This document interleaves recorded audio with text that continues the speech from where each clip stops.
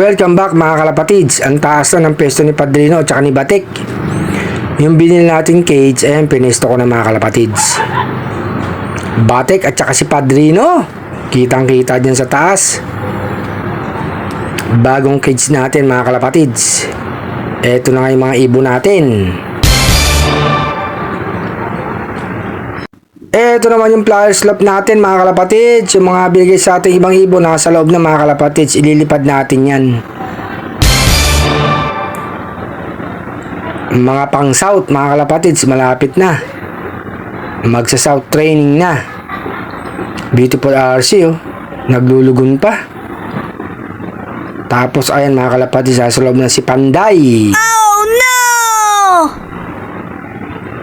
Ito naman ang pulang ibon, si Maestro mga kalapatids. Magutom na yung alaga natin mga kalapatids, gantay na pagkain. Maitlog pa. Malamang sa babaeng bayo pigeon yan mga kalapatids. Pinag-iwalay na namin sila ni RC Stichelbout.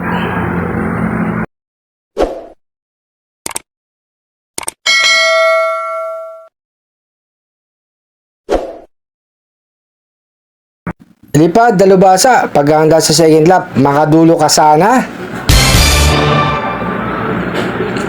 Eto na nga yung mga alaga natin mga kalapatids, pakain na tayo, magutom na sila. Maganadong kumain.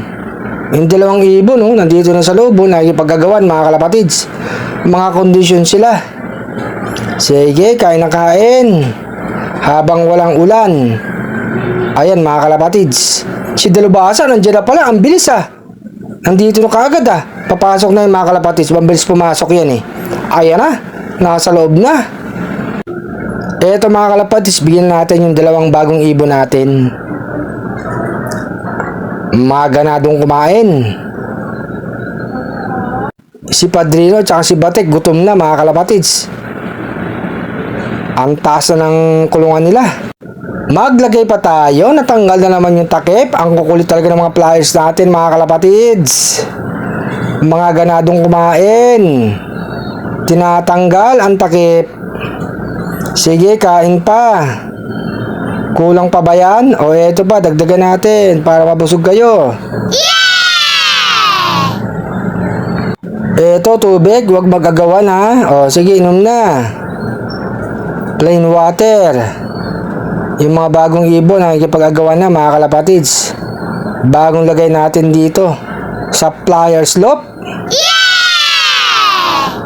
Sana makauwi si dalubasa sa linggo mga kalapatids.